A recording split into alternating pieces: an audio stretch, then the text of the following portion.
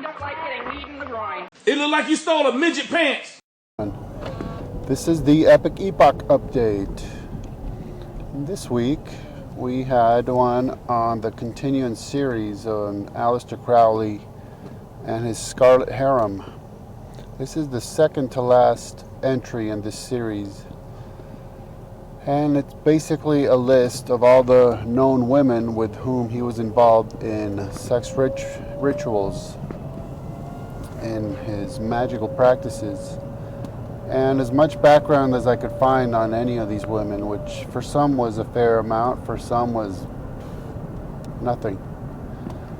And it just kind of shows a trail of shattered lives, shattered minds, possessed people, people who just had their lives destroyed, had their children die at early ages. All kinds of horrendously bad things happened in their involvement with Crowley, and well, what else could you expect? I simply must add this little note because I recorded the update as I'm driving around, and when I was done I turned on the radio and listening to Handle on the Law, which is just a legal advice show, and some guy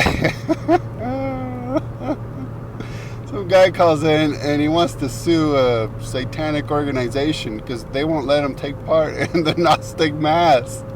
I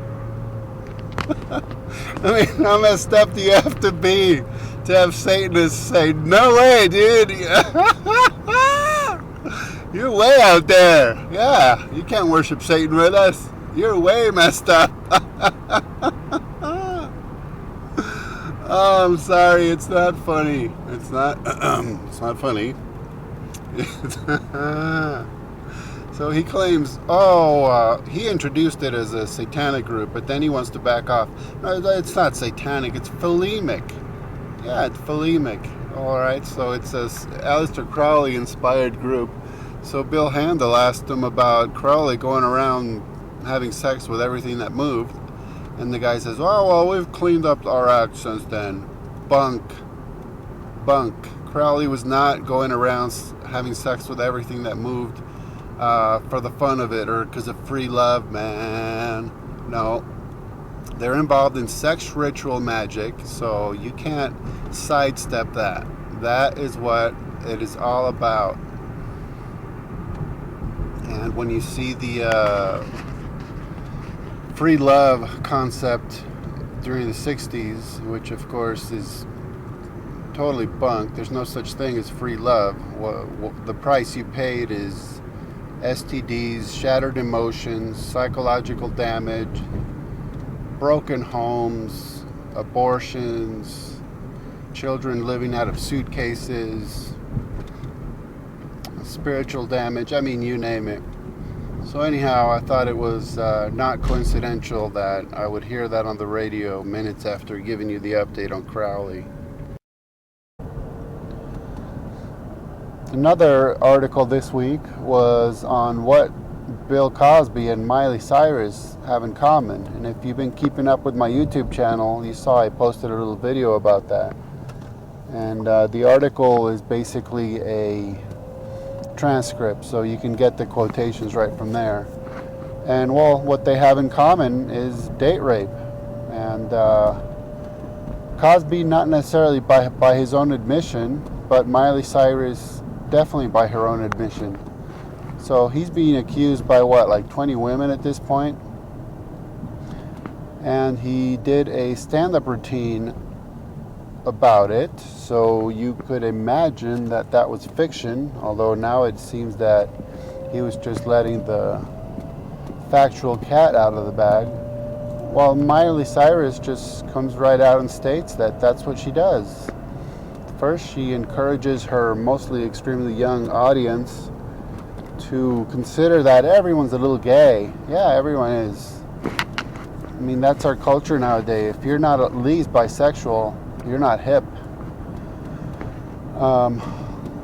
So basically she says if you get drunk enough, yeah, you're a little gay. And worst of all, she says if if that doesn't work, then you slip a little something into their drink. And she says, that's what I always do. So there you go. She just comes right out and admits it. She uses date rape drugs on people. And either nobody has heard about it or nobody cares, or who knows. I mean, that's how these things go.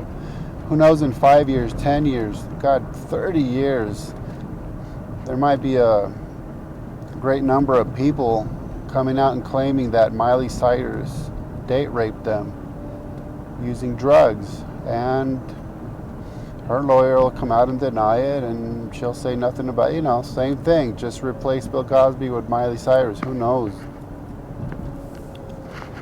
Then another article this week is another one that I posted a little video on.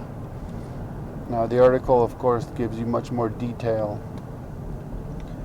And it is about the TV show Sleepy Hollow, and how they did a pretty masterful show, in a manner of speaking, that layered metaphors,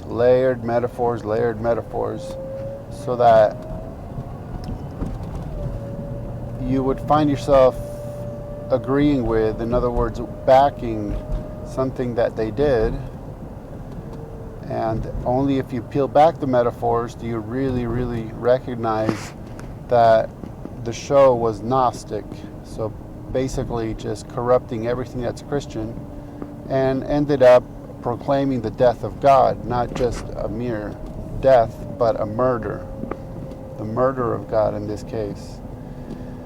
And it's a great example in how worldviews are being pushed down our throats in even the TV show that's supposed to be fictional, just as it is in movies, just as it is in novels, just as it is in the news, which I think should be called views, but that's another issue.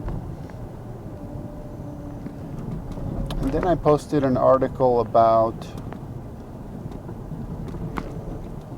Lady Gaga.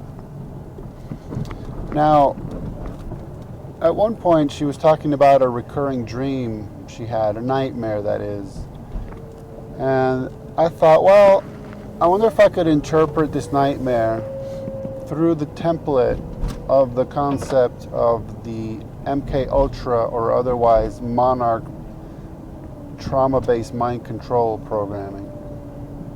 And it worked, I must say. It was pretty disturbing, the whole scenario, but it worked. When I plugged her nightmare into the concepts behind those programs, it seemed to me extremely clear what her nightmare was about.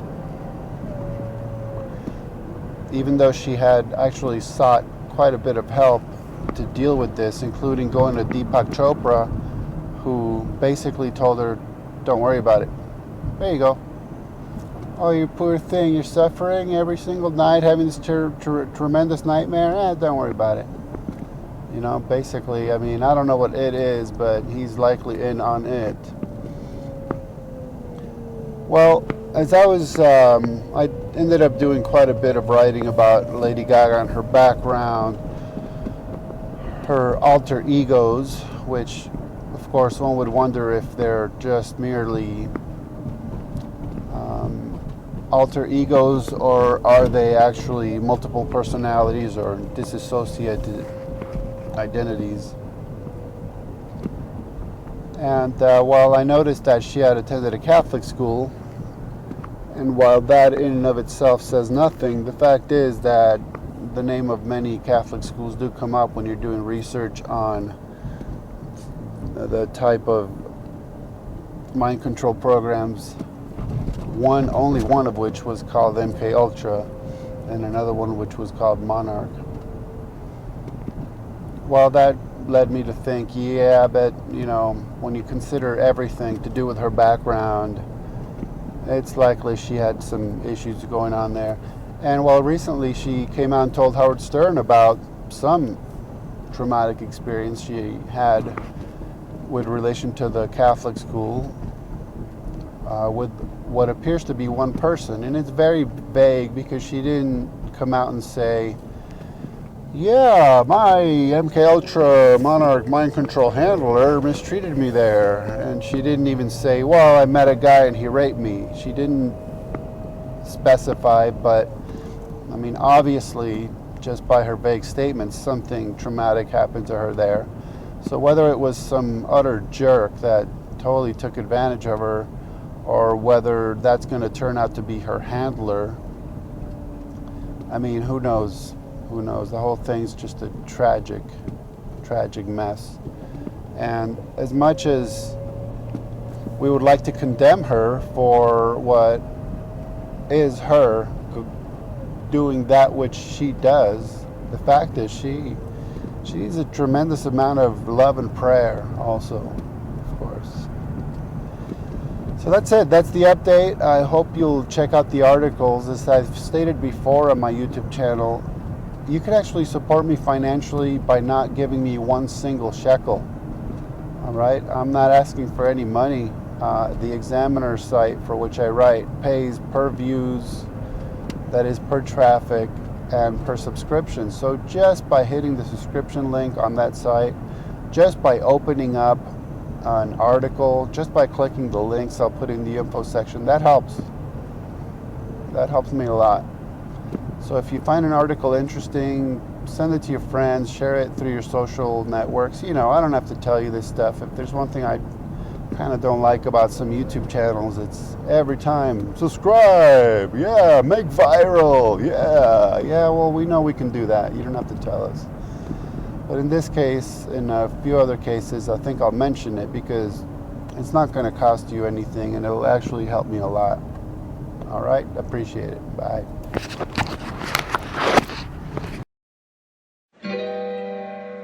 I left my heart